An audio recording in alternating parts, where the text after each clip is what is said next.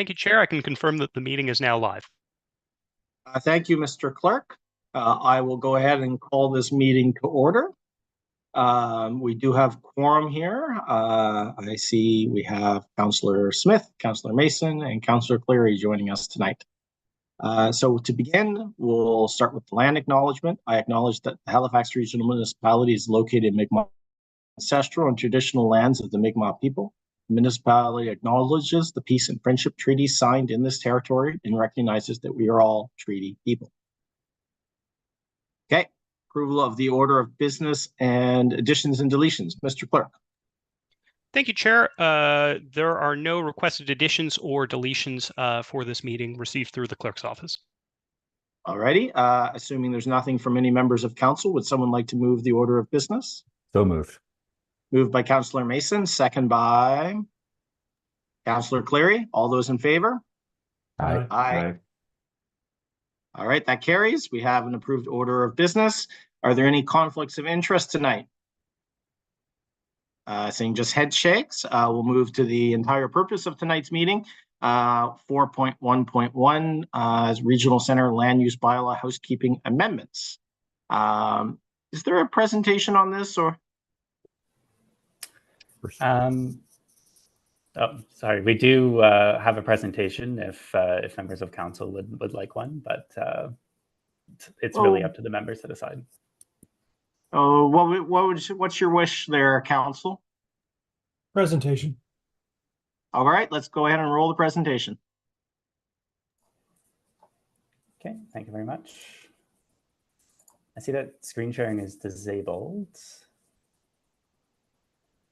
Here you are, Josh. I'm just going to make you co-host. Okay. Yep.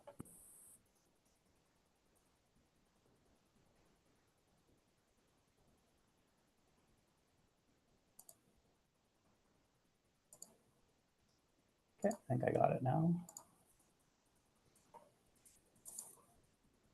Just want to confirm everybody can see my screen change here. Yep. Okay, excellent. I can't see anybody, so if something is off, just please feel free to interrupt me. So essentially, we're just here Gotta to maximize the presentation.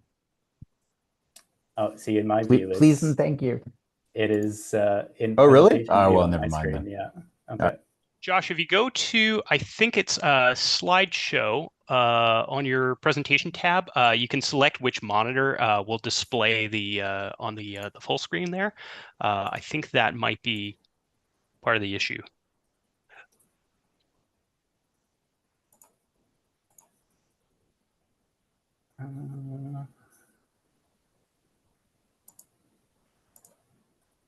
So under presentation. Just next to where you have your tabs up there, animation, slideshow, record. I think you go to slideshow, and then if you go to your right there should select a monitor automatic. If you select another one, or even just turn off presenter view, that might assist you for full screen. Okay, has that worked? Not yet.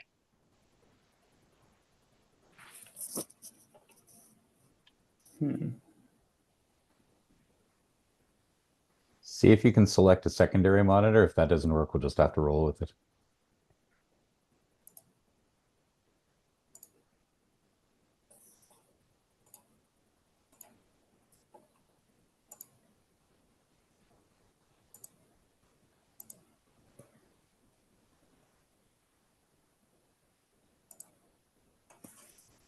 Alternatively, if you can email it to me, I might be able to full screen that.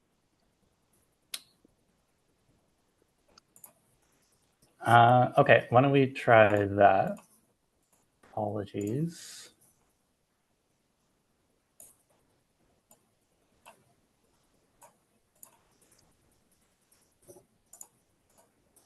I now feel badly that being a little pedantic about like, oh, we need to make it full screen, and now this meeting's going to be 3 times longer than it would have been otherwise. I apologize to the public and the fellow councillors.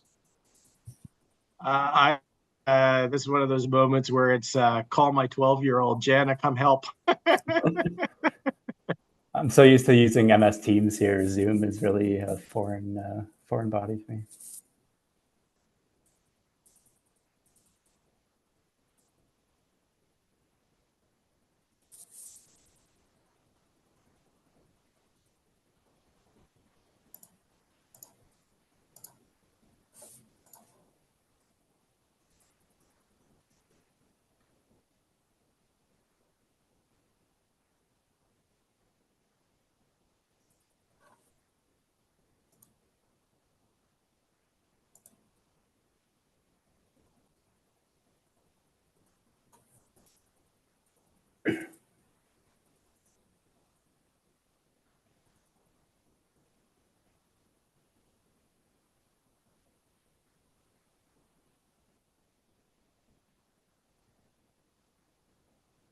Okay, there Can we everyone see? go. Okay, Yeah. sounds good. Josh, just let me know how you'd like to advance screens orally, and I'll follow along. Yeah, thank you so much. I think if we can go ahead with the next slide. So the proposal tonight is just to make some housekeeping amendments to the regional center land use bylaw. So there are a total of 69 staff-initiated minor amendments to consider. And this is largely just come out of the fact that we had just gone through the HAF. There were, as you all know, a number of changes. I believe we made about 750 changes, administrative changes across all bylaws as part of that process. And sometimes, when we make that many changes, there are some unintended consequences or some things get missed. And so we're just looking to clean up some of that. And as well, there's also some other things that are not related to the HAF, but just other items that have come up as part of regular housekeeping that need to be amended.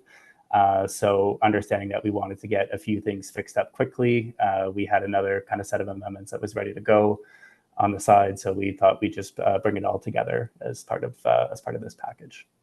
Next slide.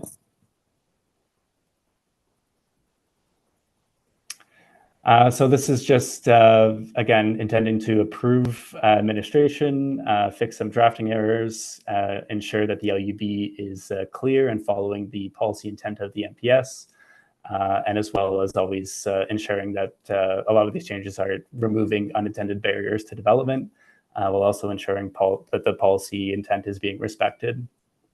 So we had just done a housekeeping last year, then the HAF, and we're now into another, again, minor housekeeping review, just to kind of fix up a few errors that we've noticed. So this is, as you all know, just the planning policy overview. So everything in the land use bylaw needs to comply with policy in the community plan as well as the regional plan. Next slide. So this is the amendment process. So we're currently just at first reading, and if it goes forward, we'll go to the public hearing, and then there'll be an appeal period after that as well. Next slide. So again, overall, just in looking to remove unintended barriers, to clarify policy intent, and then to fix some formatting and spelling errors that we've noticed. Next slide. So the first kind of proposed change that's detailed in the staff report has to do with parking requirements for self-storage facilities. So this was not an HAF change per se. This was just an issue that's been in center plan for a while now. But essentially what occurred is that self-storage uses are listed as a commercial use in the land use bylaw, but they also apply the industrial parking standards.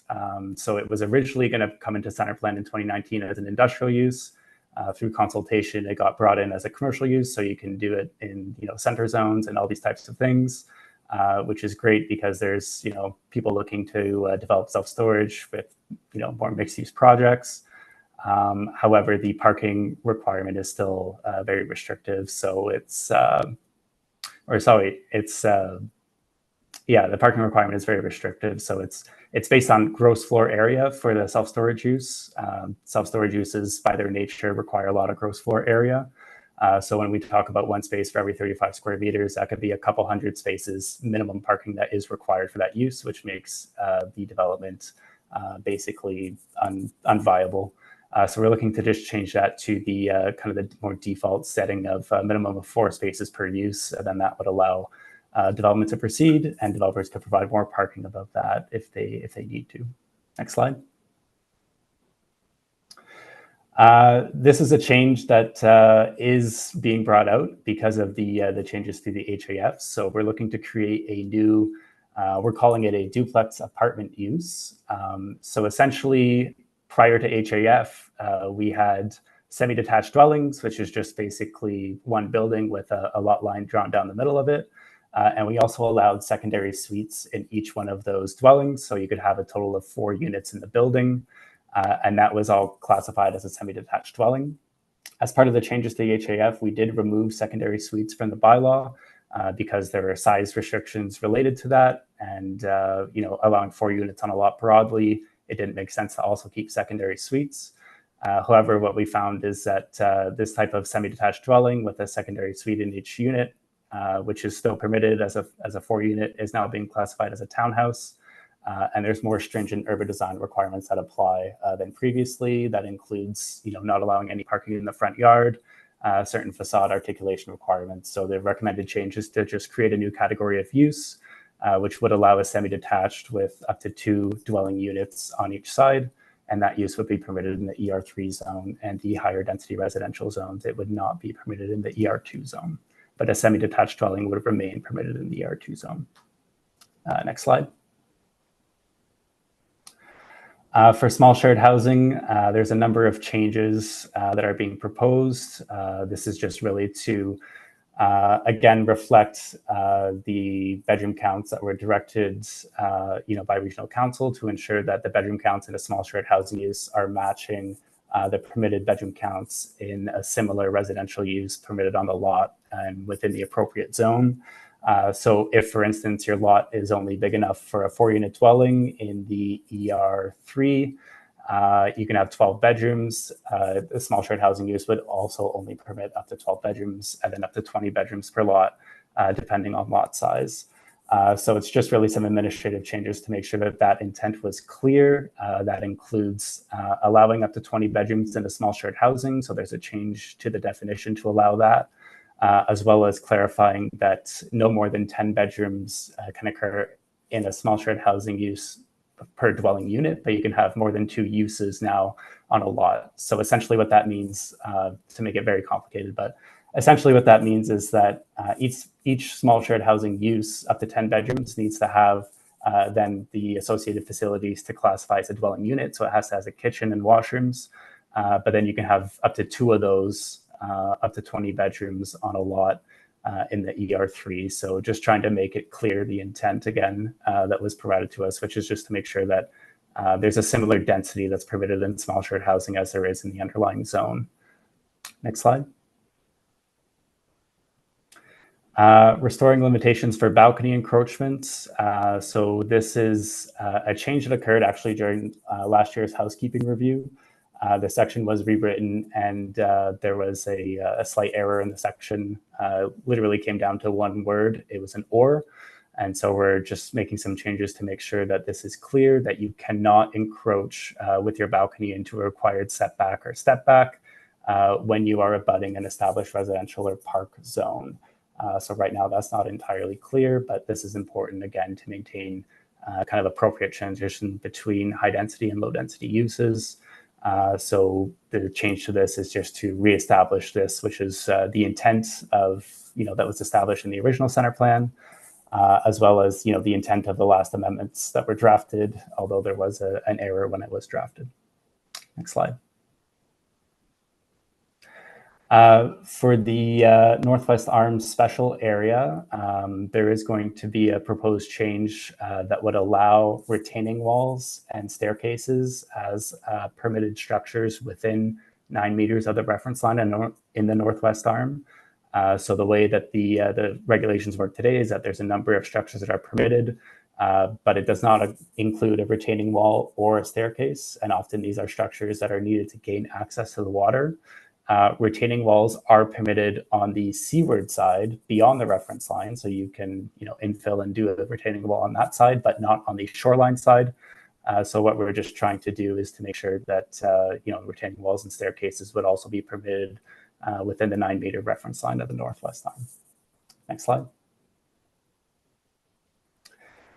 For maximum building dimensions in the ER zones, we're starting to see a lot of uptake for development proposals in the ER zones, which is great. And as we've had some time to simmer on this a bit, in our review, we found that maximum building dimensions were probably originally intended to apply more to the multis, but they were actually written in a way that applies to all dwelling units. So everything from a 1-unit dwelling up to an 8-unit dwelling.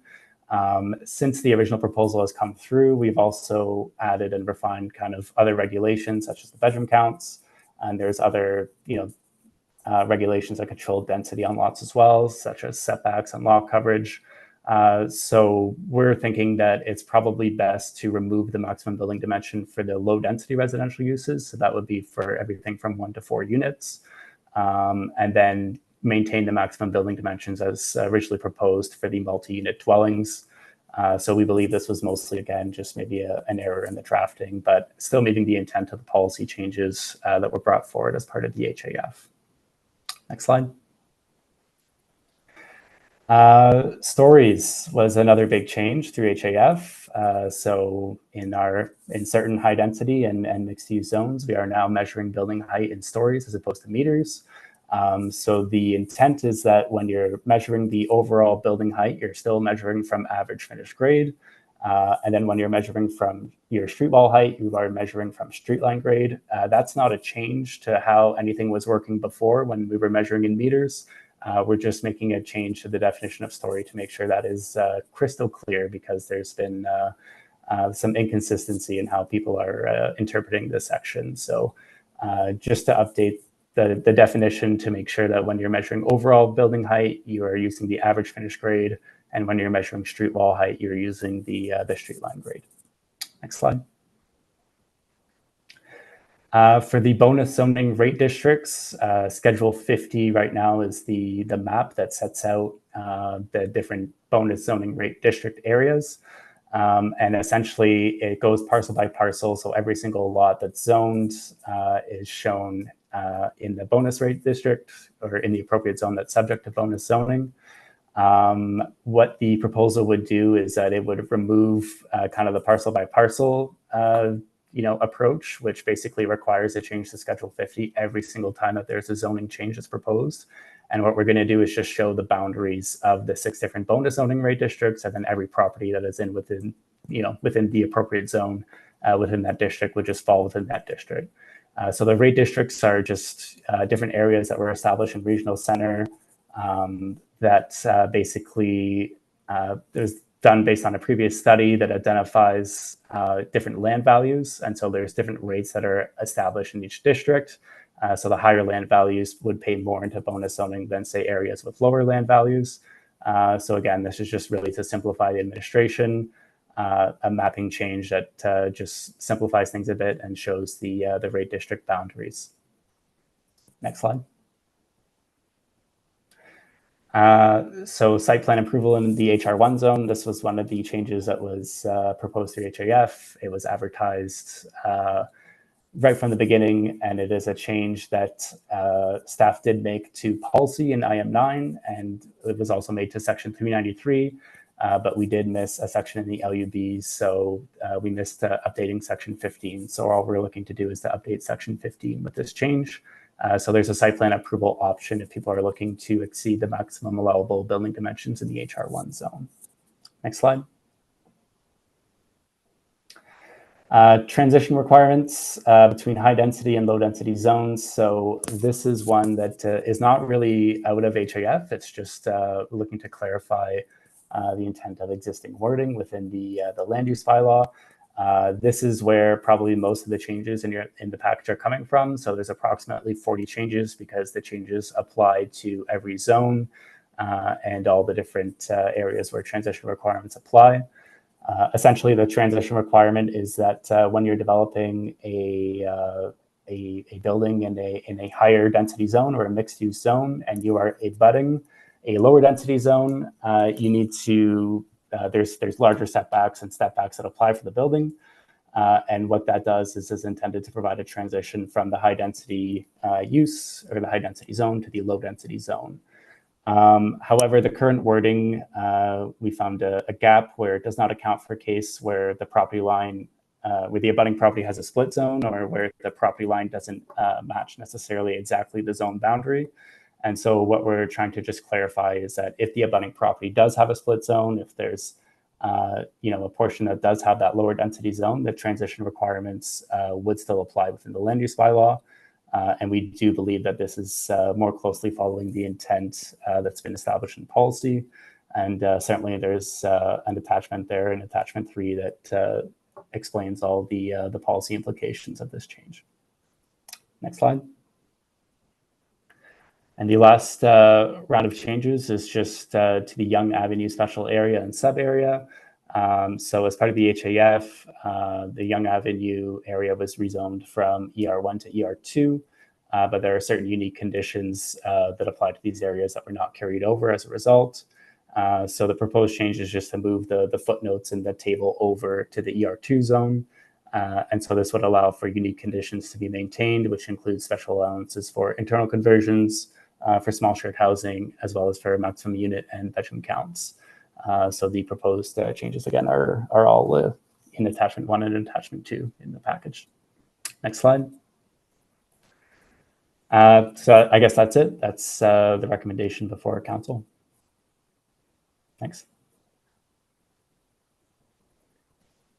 Thanks, Josh, for the presentation. So now I'll go to council. Councillor Clary has his hand up. Councillor, can you read the recommendation and then go ahead and ask your questions? Sure. I had my questions up. I'm just bringing my motion up.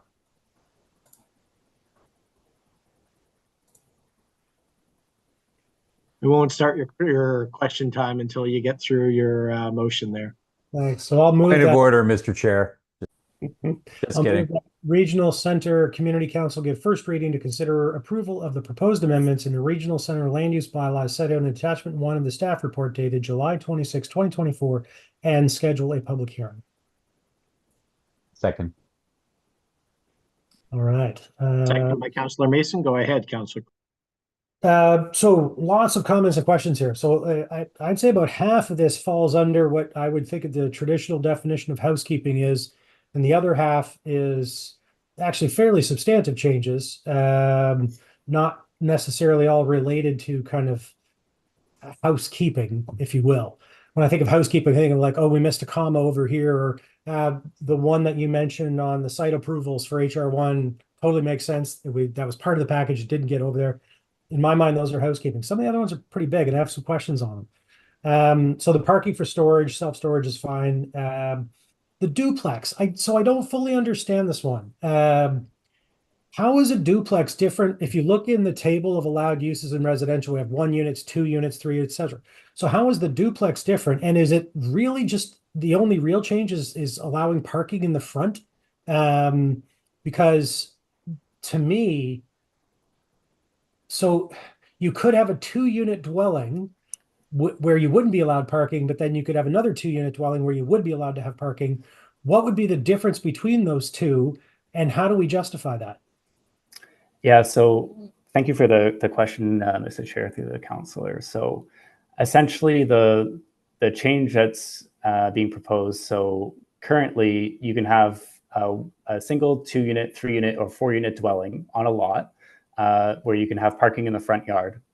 Now the difference is that with a semi-detached, it's a building that is subdivided down the middle. So each side can be sold off independently. So and it's not really a 2-unit, it's 2 different units attached to each other.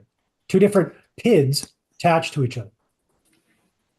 Correct, yeah. So it's one, let's say 1 building block, if we can use that term, that contains basically, 2 different property lines and 2 different units in it.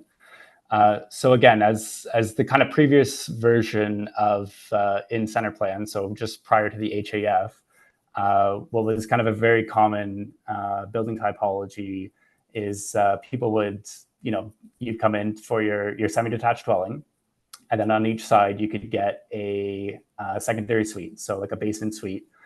So you'd have technically up to 4 units in that building block, but it's still meeting the design requirements of the semi-detached dwelling, which means that, you can still have parking on each driveway, there's parking in front.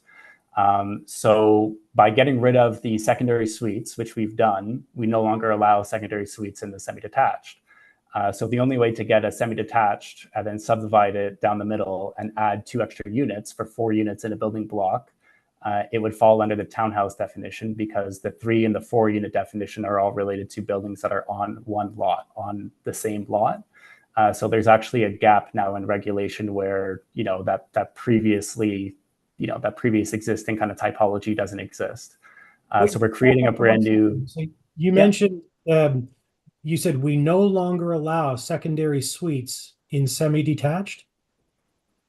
So they're not permitted in the land use bylaw anymore because they were taking out of the land use bylaw completely.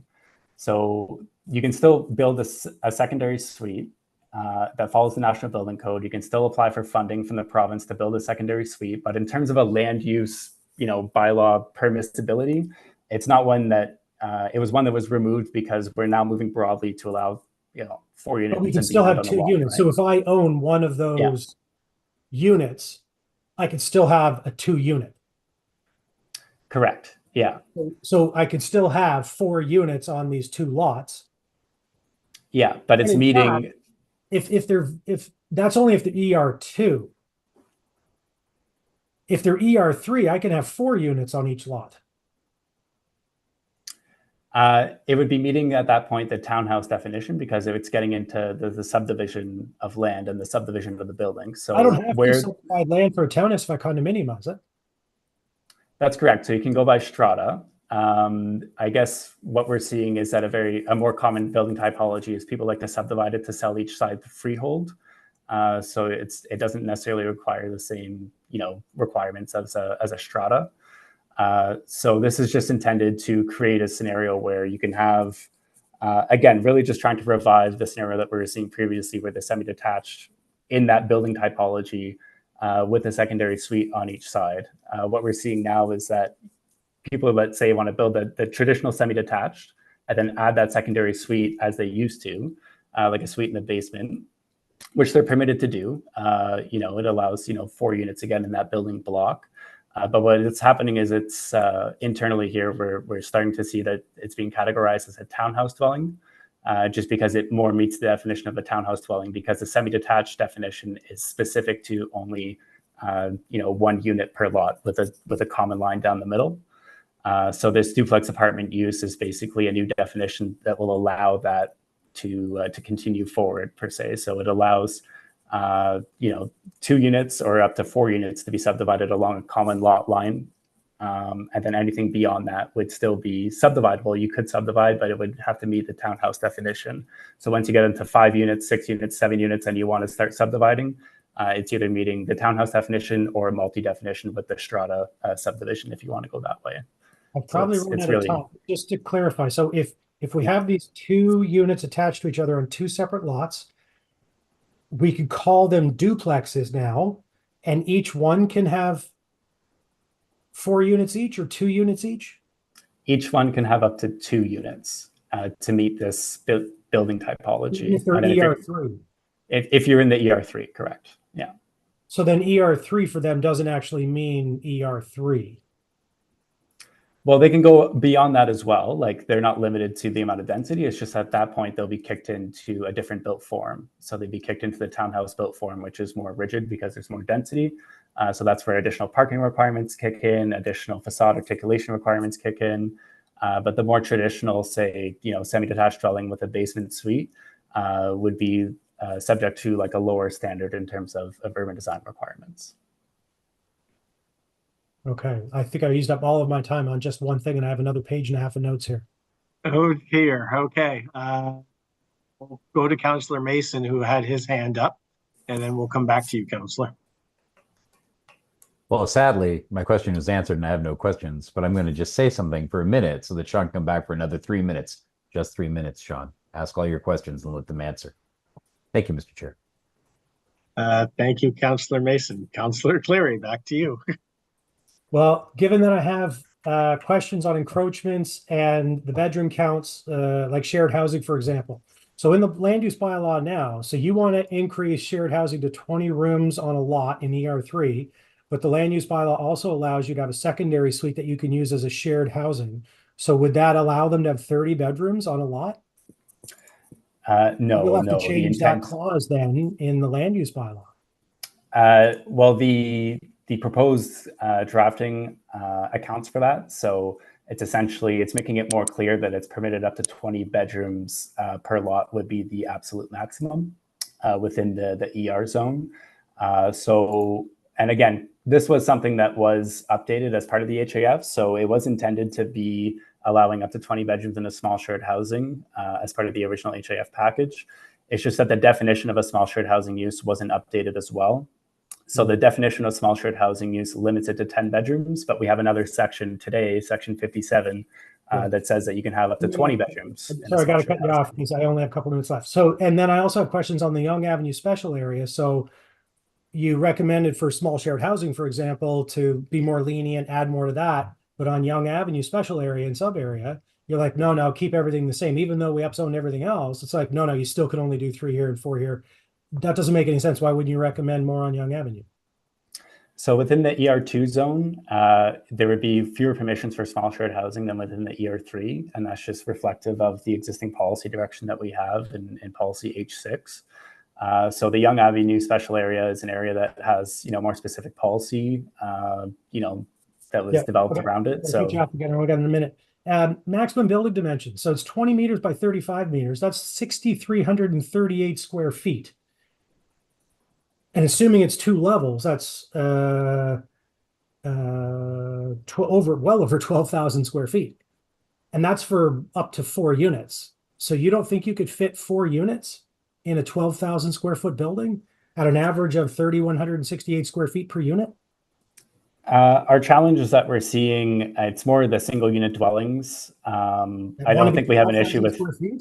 So we don't have an issue with like the 4 units fitting within the maximum building dimensions or the 8 units or anything else. We are starting to see applications for single family dwellings in more suburban areas that have newer lots where they're looking to exceed maximum building dimensions of 20 meters, the width, and potentially as well the depth in some areas. So understanding that we have now bedroom counts that were maintained through the HAF and other requirements, and the 4-unit building is really, not that large of a building. We're just looking to make that change across the board to low density residential uses. So it would apply to 1 to 4, and then the multis within the ER3, which is really the intent of where the maximum building dimensions, if you look through the fact sheets and the policies, it's more specific to the multis in the ER3 as opposed to the low density residential. So it's just a change to help clarify that. I hope, Mr. Chair, you give me some lenience to come back one more third time to put a motion for deferral on there. Okay, we'll allow some leniency for that. Councillor Mason. So I won't support a deferral because I think that there's a couple of things in here that are really, really important that will go sideways if we don't pass this today. On the Yonge Avenue, that's what I punched in to say is there were specific things that were adopted through that process in, I think, 2017 that were specifically designed to protect the heritage area that is coming, right? It's identified as a future heritage area, but the size of the mansions and the size of the lots makes it easy to damage the fabric of that in a way that isn't going to happen on like Maynard, Bauer, Creighton, and that kind of thing with a different kind of context. So I'm glad to see these coming back in. I'm embarrassed I missed them. I mean, it's usually something that I'm really checking on all the different drafts that we've done of this. But I understand why we did those in the first place. And I think that all those concerns apply because what we're trying to do is you want to build more, we want you to build more, registered as a heritage building and come in and do a heritage GA and we can light it up, but we want them to do that. Thank you, Mr. Chair. Thank you, Councillor Mason. Councillor Cleary, on a motion to defer that you would like to try? Yeah, I would like to defer for a supplemental report for more information, particularly on the transition requirements to low density zones and these split lots. Because when we have a housekeeping report that comes in, it's very small and minimal because it's usually housekeeping. Well, I have no idea how many lots this affects. I have no idea where these lots are. I have no idea what the shape of these lots are, if these are major impacts or minor impacts. And so I would like to get a supplementary report on the transition requirements to low density zones that shows a map of the split lots. There can't be very many of them. And then what that looks like and what the impact is on any, and you also mentioned in the report that there's some applications in. And so I'd like to get the information on how many applications are in, how many units we're talking about, because you could easily see something going from 200 or 300 units down to 100 units.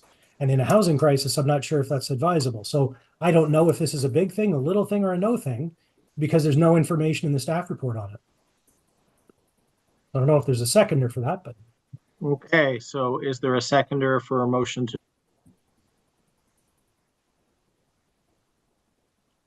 Well, it would seem second. Councillor Cleary, Councillor Smith is going to second. All right, so a motion to defer is on the, has been seconded, is on the floor. Is there anyone other, Councillor Smith? Thanks, Chair. So I'm wondering if there, if we could amend the motion, and I'm going to open the chat just to see it worded. If we could amend it on transition requirements, so it doesn't, yeah, so this deferral doesn't include all the items. So right now it only includes 2 items, if I'm reading it correctly. well, I just asked for more information on one, but I do have many other Oh. questions. I wish we had committee of the whole type rules here because I've got questions on the retaining walls for water lots. And this is the thing, like you add like 18 things in a report and we have one meeting with only 2 times to go. It's hard to do. At the danger of opening a can of worms, if there was an appetite, I believe someone could make a motion to go to committee of the whole rules. That's always something we could do instead of a deferral. I'll So make that since this is- motion. I'll make Wait, that before- motion. Oh, Okay. sorry. Go ahead, Lindo. Go ahead. Yeah, Right I'll now, let- right now, deferrals are on the floor. I'm only suggesting based on what I've heard from council and Councillor Cleary, feeling like he needs more time. It would be up to Councillor Cleary if he wants to pull the motion to defer and if we want to move that instead. So I'm wondering if we can do it this way. So, well, if I still got the floor, Yes. would it be possible Go ahead, for, Councillor. because this is the first reading, ask for a supplementary report on specific items, and then in between that time of now and first reading, if can have those questions, have those conversations, and do we still, and we still have the opportunity to make changes at the time of when the first reading, well, when it's not first reading, when it comes again, right? When it comes back to us, it would be a substantive change, right?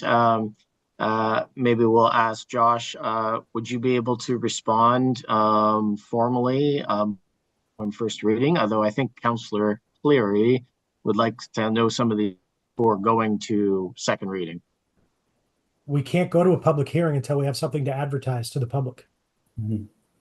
Which would be what is in front of us tonight, but then if we had a response, but if you wanted to do anything with the information that came forward, we would then have to redo the hearing.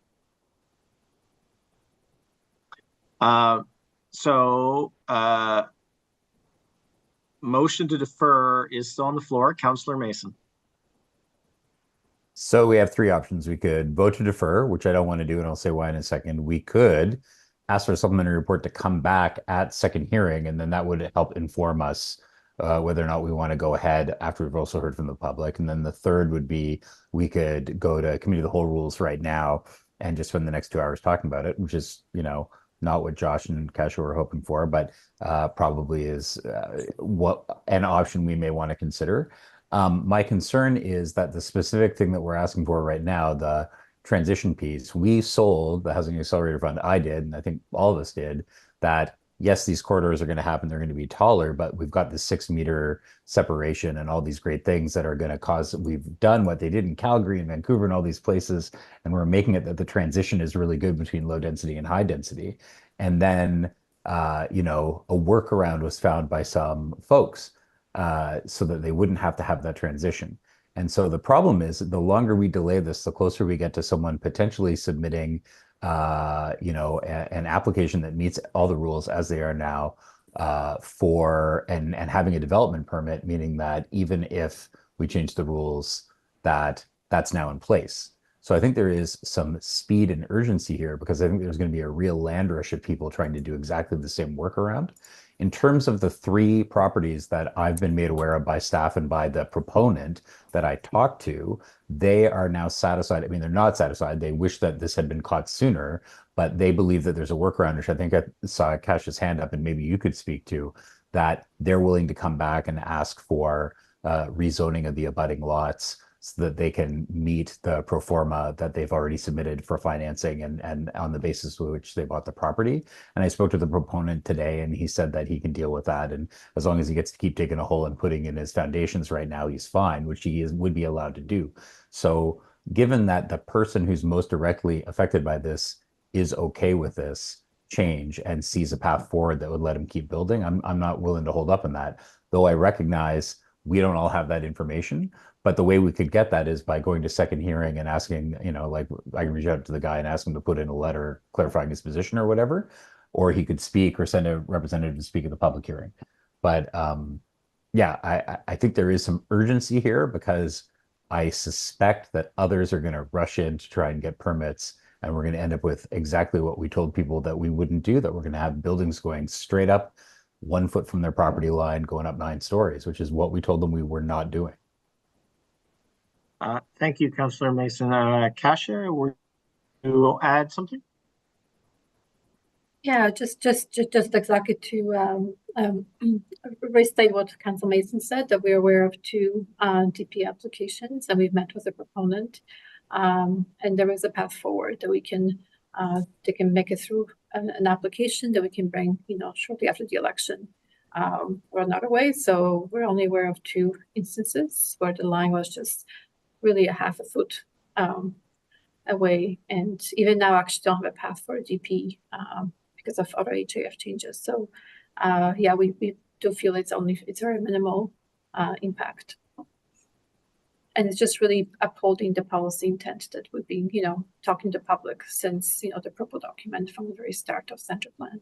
May I ask you to clarify for the people who haven't had the conversations that we've been having that the zoning line moved so that people understand that they can't pull DPs right now on those particular lots? Like it would be people in the future doing that workaround. I think it's important they understand what the workaround was and how they can't do it now.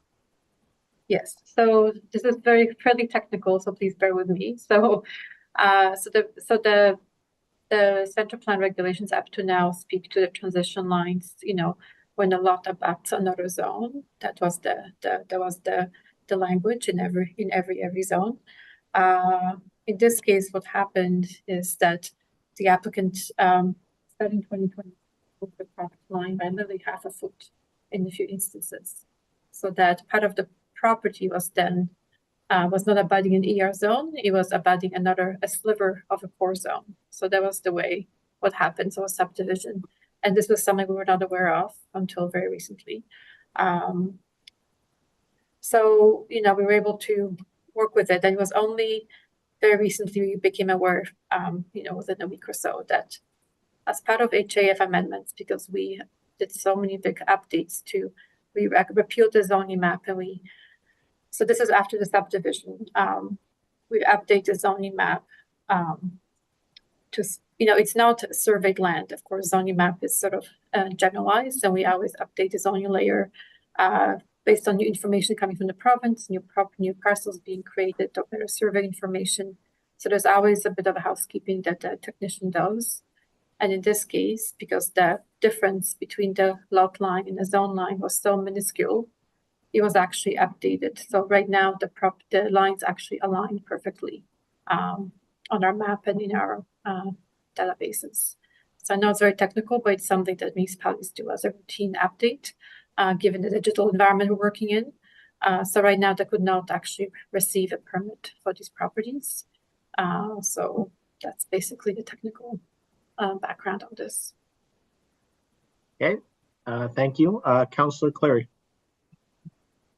Yeah, so that's kind of exactly why I'm looking for the deferral in the SUP report, is because that information should have been included in this report. I mean, how do we make informed decisions when we have no clue what it is we're making the decisions based on and what the situations are? When we, for example, did Center Plan packages A and B and the HAF, there were tons of maps showing us where everything was and how it was going to impact properties. We had visuals of here's what this kind of development would look like if it was a 4-unit, a 5-unit, a 6-unit. Here is the pieces of land that would be, 300 meters, 400 meters, 500 meters in terms of, how big you could fit units on. All I'm asking for is what we would normally expect when we make very big substantive changes, is to get that kind of information in the SUP report so that we can see what we're actually voting on. Not to mention the fact that I'll probably be working with you offline because I got still a ton of questions on some of those other points, because they're all huge in terms of the changes that are being made and what the implications are going to be. Hey, thank you, Councillor. I don't know that there was a question. Staff. I don't see anyone else. So if we're ready, we could go to the Councillor Smith for the second go around. I think everyone's on two now. Yeah, so I'm wondering if it's a friendly amendment, and if not, it's fine. But I do, now that I have that information, sorry, one sec. Now that I have the information, I do think that we need to move forward, at least a second hearing, but I think we need more information. So I'm kind of like on the fence on which way to go, but I'm wondering if we could maybe defer and just have the request for supplemental report, and then that second reading, if there's major changes, we make it at the hearing and understand that things might get delayed, but I at least feel that we can go to public hearing, maybe have those offline conversations and get that further information requested. But just wondering if that is a friendly. If not, we'll just go to the vote for deferral. Friendly, sorry, the motion, just to be clear, would be to remove defer and just keep the rest. I'll just briefly say it's not friendly because if we initiate now, the advertisement is what's here. When we go to the public hearing, there's no point in having the public hearing if we're going to change our mind, as John Traves always tells us, because then we have to have a second public hearing. But we might, depending on information, you might not want to change your mind. That's where only I'm on the teeter talk, because I understand you have questions, but maybe after you get the information, you might not.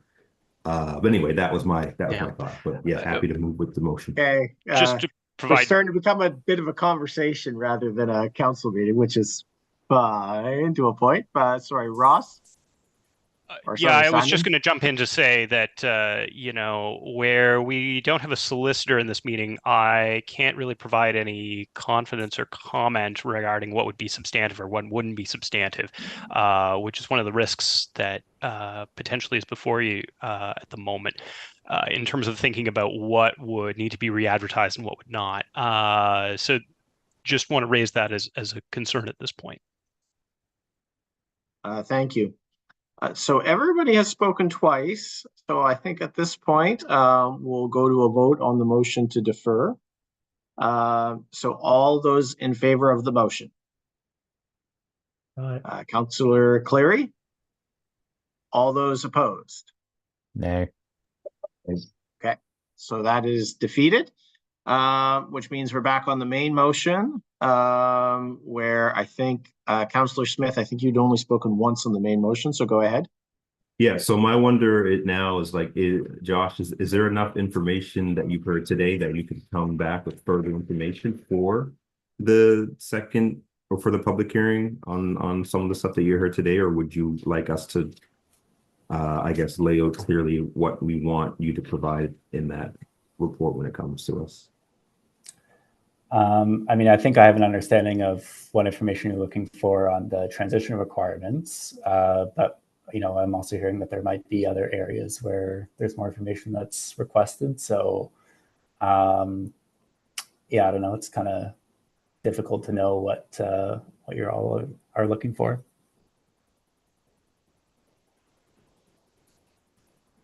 Okay, Councillor Smith. So I'm just wondering, what is the estimated timeline for the public hearing? Simon, if you might know that by chance. I know this isn't usual committee. Well, my understanding is that if we're proceeding just with the motion being considered for first reading at the moment, there was some prior discussion which could enable a public hearing to be held as early as I believe it's September 4th was the date that we would be looking at. That said, I think if a supplemental report were requested, likely that would include substantive information that would require potentially giving second reading again. I can't provide any confidence on that process at this time, but likely there would be an issue that would require either deferring the period of time in which it would take us to schedule a public hearing. We'd have to wait for that supplementary report to come back, or possibly have to give first reading again. So my last couple seconds, so we can still request a supplementary report now at this point, going on to the second, or going into public hearing, correct? It would be my understanding that yes, but again, there would be consequences in terms of Okay. the ultimate timeline. Okay, well, I'll leave it to Council Clear if he wants to at least put forward that motion, but yeah, I would lean to supporting supplemental information, definitely. Sure. Thanks. Yeah, I mean, I think there's a challenge in terms of, so we just voted down a motion to defer for a supplemental report. But then if we now are asking staff for a supplemental report, that staff then means they defer what they would otherwise do. It's kind of, it's basically doing the same thing in another word. So at this point, unless someone else has another motion, I think we have to vote on the main motion. And then if folks have some questions between now and the hearing, they can take that offline and chat with staff. And perhaps staff can, from those conversations, can be better informed as to where they see gaps and what information they might want to present at the public hearing. So if someone would like to call the question on the main motion. Question. Question has been called. All those in favor? Aye. All those opposed? All right, so that carries. Thank you, everybody, for that. You put me through my paces as chair on that one for sure. I was not expecting that on this afternoon in August. Anyway, so that's everything. So our next meeting will be, I guess, to be determined. I don't have a date in front of me, and which would be the public hearing. So that would be sometime in September. I would take a motion. You froze up, Sam. So I think you said a motion to adjourn. So Yes. I'll make a motion to adjourn.